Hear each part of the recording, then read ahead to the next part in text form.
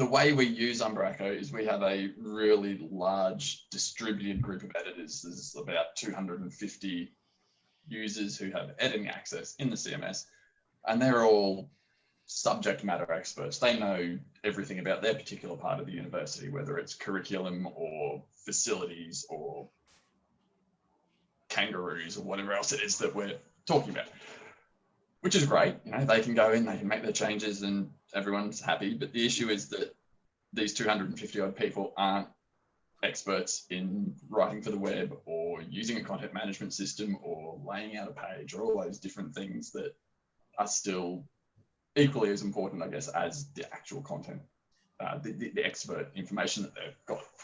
So many moons ago, we started by building a really simple workflow engine, which was someone made a change, it would go to someone else to approve it, who would be essentially probably like their team leader or their director or their manager. And then it would come back to the marketing team to publish it, because the marketing department still wants final ownership over all content that gets published. We want to know that everything's on brand, people aren't saying things they shouldn't be saying or using inappropriate images or all of those sorts of things. So there's that 3-stage workflow where your information expert makes their changes, someone in a position of authority says, yes, I'm happy with this to go live, it comes through to marketing to publish it, we tick the box and it's published. So that'll work really nicely until you start, you know, getting the need for more complexity. You need maybe 4 stages in that workflow, or you need to be able to reject stuff and send it back to the editor, or there's all these different sort of edge cases and different circumstances that have come up in the last 5 or 4 years or so, which then led me to going, you know, and taking what we were using internally, pulling it apart and building something that wasn't built for our niche purpose, but was built with enough flexibility to be a, you know, more broadly used by anyone who also had the need for that multi-stage approval. So the version 7 version of Plumber 1 was fairly simple, but with V8 and Plumber 2, really nice and confusing. The scope there to do a whole lot more, given, you know, we had to cater to variant content and all those infinite editors, the different UI and UX things that we could play with. So given I've rabbited for 3 minutes, I'm going to share my screen and we'll just run through how it all works, some of the features, why things do particular things, and hopefully this will just share.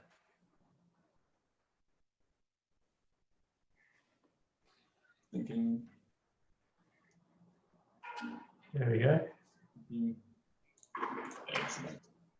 And my machine might be a little bit sluggish because I'm running an V8 migration in the background. So if you can hear laptop fans, that's why. So I'm logging in. I mean, this is my local site. This is running the latest from my dev branch. So things may be broken, things may break, they shouldn't break. So there's already hundreds of old workflow instances and processes and things that are in here. So if it was a fresh install, there'd be nothing in these dashboards. But given that I've, you know, we're treating this as a live site, there's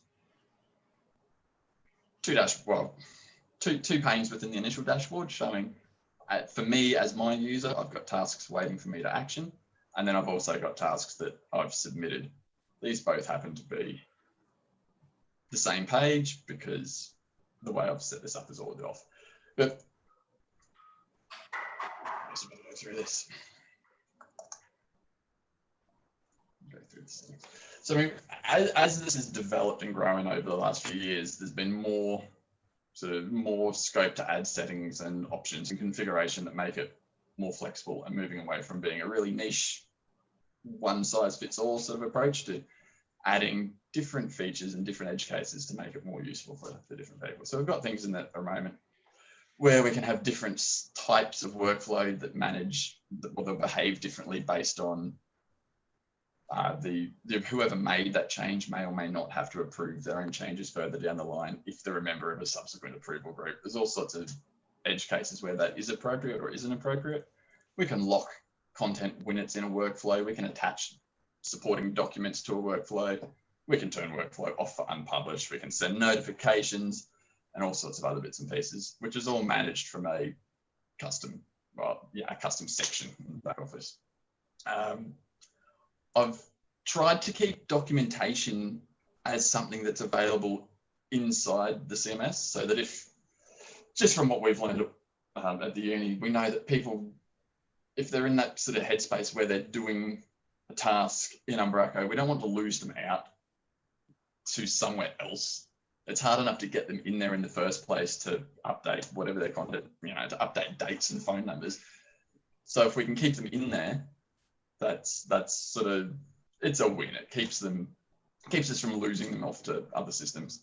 So the way that documentation works is this is pulling from a markdown file on GitHub and then does that in HTML so that we can then display it in the back office, and I can update the docs without having to release a new version. So I can make changes to the markdown file in the repo, and it's cached locally for like 24 hours or something, so it'll expire it and then recheck it. So I think that's a useful little approach that I've taken to something that is a bit of a problem point that we're trying to address.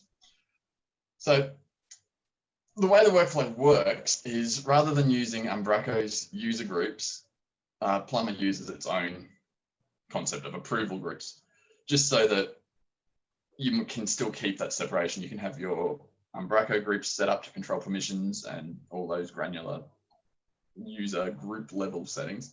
But then for the approval groups, they're completely separate so that you can change one without changing the other. But that's a recent feature that I was asked to add and thought was a good idea, so I did, is the ability to inherit members from existing Umbraco groups. So there's still the separation of the two groups, but you can share users between the two. So if you already had groups set up that sort of followed what you needed to use for a workflow approval, you can say, well, all my editors can be added to this particular group. And that should save those three guys into there. So there's a breakpoints. Hold tight. Let's go.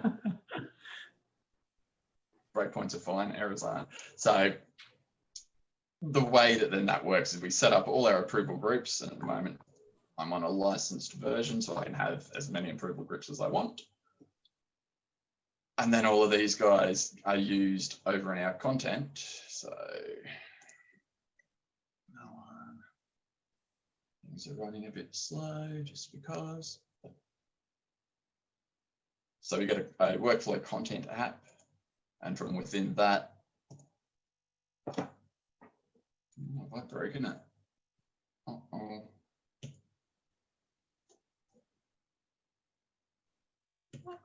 It's just going very, very slow. Oh, it's thinking. I probably should have stopped that migration that's running away in the background, because it's hogging resources. Big time. I'll kill it. But yeah, I mean, the idea then is that we take our approval groups that we've created in that workflow section, and we use those to determine the workflow for a given piece of content. We can just add those groups in and say that's going to go through group A, then group B, then group C, and group D. But then there's the way that works. We can have explicit workflows on an individual piece of content. We can set workflows on a content type. So all content of that type will inherit that workflow.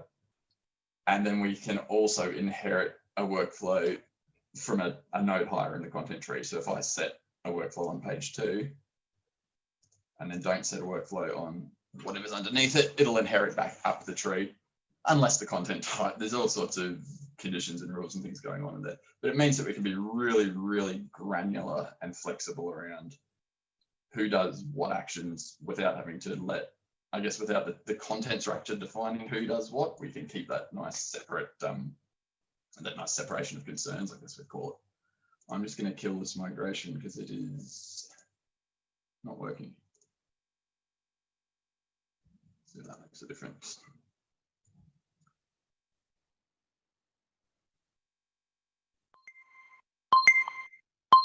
Oh.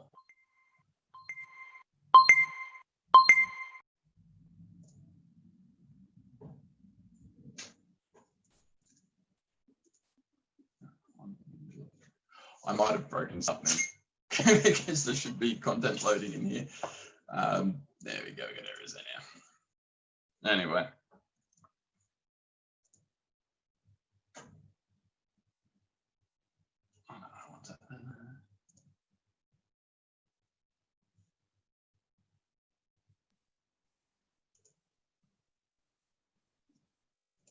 It's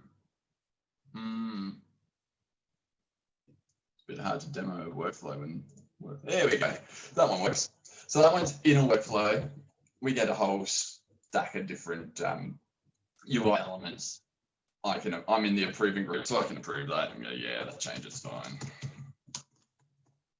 And it'll approve. It'll do some thinking. And then because I'm also in the admin group, I can advance it through the next stage, but it's updated our activity to show where it's at, who's still waiting to action it. We can jump in and view the changes that have been made. This is running incredibly slowly. So it's the same content diff as Umbraco uses for the audit trail. Then if I cancel that, it might show me the other views.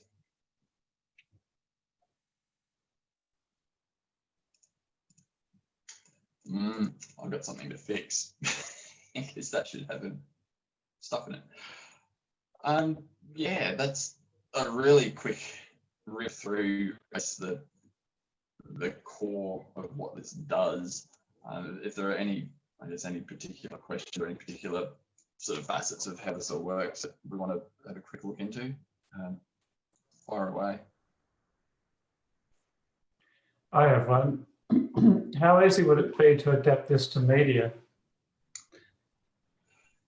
Say someone wanted to change an image in the media library. I've been asked that previously, actually, and the difficulty is that media doesn't have the concept of saved versus published, because the way that this works now is that if I submit something to the workflow, rather than giving me a save and publish button, I get request publish, and obviously this is broken. So it stays in that saved state until the workflow is completed, and then it's published. So if media had that sort of intermediate state of being saved with pending changes, then it would, in theory, it would just work.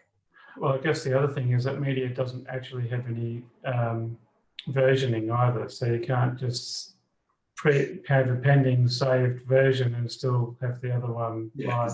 That would be the other way, that you could say, if it's in a so you almost need to duplicate a media item, put it on the back burner. Other than obviously the major architectural change that would require internally, like from the Umbraco end, to make this work on media, if that same sort of paradigm was followed where you had saved versus published, it would just work. But yeah, you're not the first to have asked that, actually. No, I'm sure. Yeah. There have been times in the past where I've actually wished that media was versioned. Be a nice feature to have. I've had people ask me, "What can you version media as well?" But no.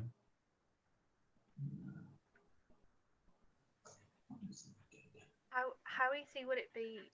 And this is something I've often thought about, the side-by-side comparison in Umbraco as well.